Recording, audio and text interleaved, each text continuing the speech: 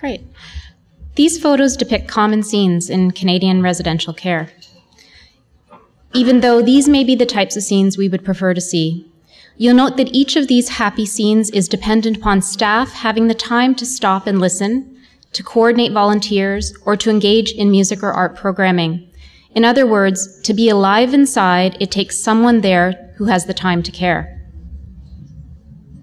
Today I'll talk about the formal care workers in residential long-term care. I'll discuss the conditions within which they provide care and the conditions that require improvement. So who are the formal workers? They're professionals and they're also non-professionals, or regulated and non-regulated workers. So the professionals include registered nurses, social workers, occupational and physical therapists, and physicians are also involved in care with models that vary across the country. In terms of the non-professionals, they're care aides or personal support workers. They're the largest group in the labor force. Some provinces also have dietary aides and recreation therapists as well. And some provinces, like Nova Scotia, have positions that blend dietary services with care aid work. It's a very large labor force. There are nearly 200,000 positions, full-time equivalent positions in residential care. But that actually means that there are many more people who work in long-term care, as most of the workers are on part-time schedules.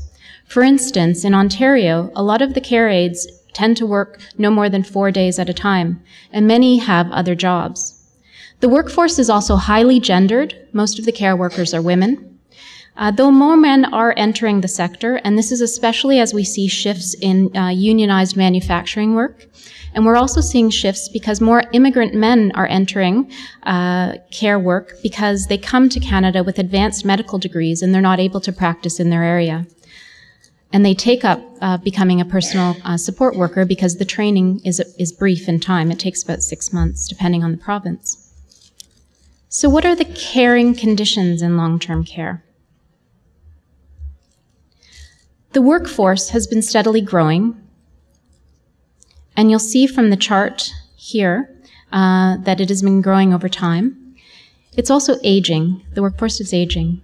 And many of the care providers are doing a double shift. They're providing care on the job, and they're also providing care at home. And this creates its own set of challenges. I would also argue that the working conditions are challenging. Now, I'm pulling this part of the talk not only from my own research, but also from the literature. What's interesting in looking at Canadian and international examples is that we see some variation with respect to this. So here I'm talking specifically about Canada. But some of this applies more generally as well, because care work in general is considered low status. It's often fast-paced and it's low autonomy work. Staff in Canada in particular are frequently exposed to low staffing levels, to distress, and also high rates of illness and injury and high rates of violence.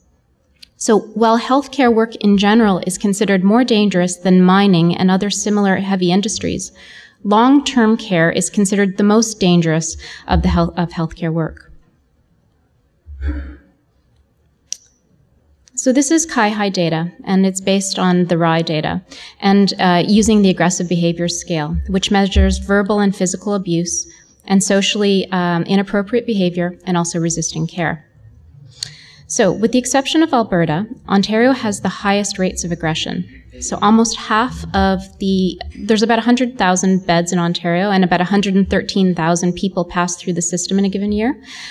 So more than almost half of those residents had aggressive behaviors in the period between 2011 and 2014. So when we take these caring conditions together, they result in high levels of job strain, high levels of burnout, also a lack of continuity in terms, because there's high turnover, and there's also a care gap. So we have work that is needed and required, but we don't have enough people to be able to support what is required.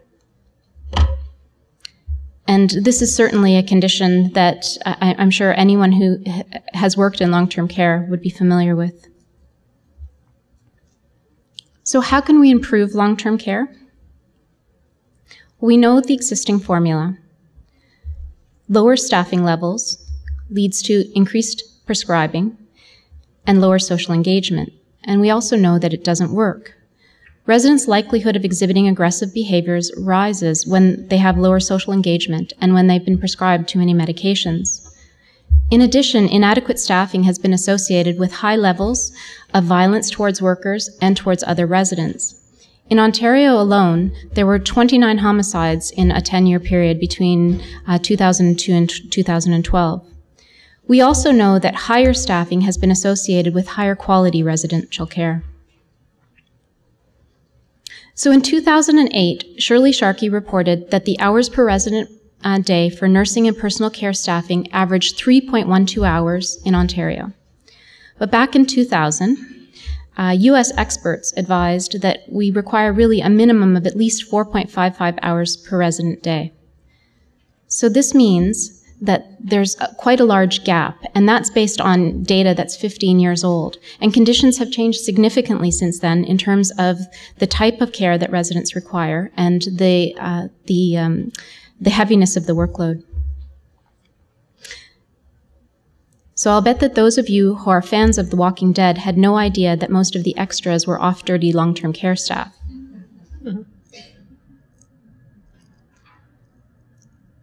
I'd like to also point out that Canada and Sweden are two rich countries, but they approach long-term care very differently. For instance, Sweden has a higher ratio of people working in long-term care compared with its population that are over the age of 80. The two countries have nearly identical GDP, but Sweden chooses to spend more as a percentage of its GDP.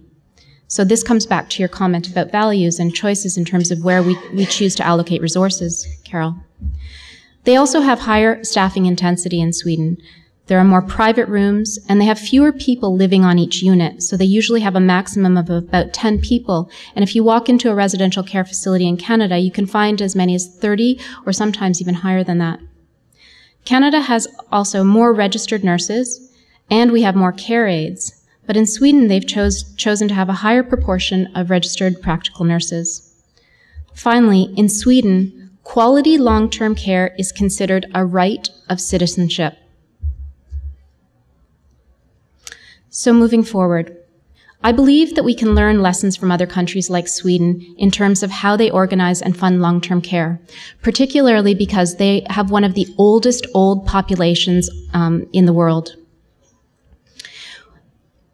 They also consider working, living, and visiting conditions to be joined, and they think about care in relational terms. So they tend to think of it less as a series and set of tasks and more in terms of the relationship building that needs to take place there.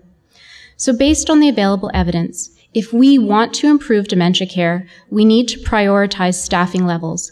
And prioritizing staffing levels will enable us to do a couple of things.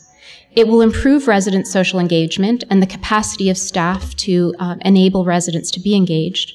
It will create safe and healthy workplaces for everyone, ensure that people remain in their jobs because there will be enough time to care. It will enable working time for training, for skills development while on the job. Recall that these workers are caring on and off the job, so strategies that involve training while they're off the job don't seem to work. And so we need to think very carefully and considerately about how we expect this workforce to remain skilled and also to gain new skills when it comes to dementia care. We also need to enable time for collaborating with colleagues who need to confer in order to devise individualized strategies for residents with complex needs like dementia and Alzheimer's. Without the ability to approach individual residents according to the ways that they need to be approached, our care aides and our nurses are going in blindly in a lot of situations, and they need that time on the job to be able to come up with those strategies. And one of the things that most nurses and care aides report in the interview work that we've done is that they simply don't have enough time to do that. They're quite often run off their feet. Thank you very much.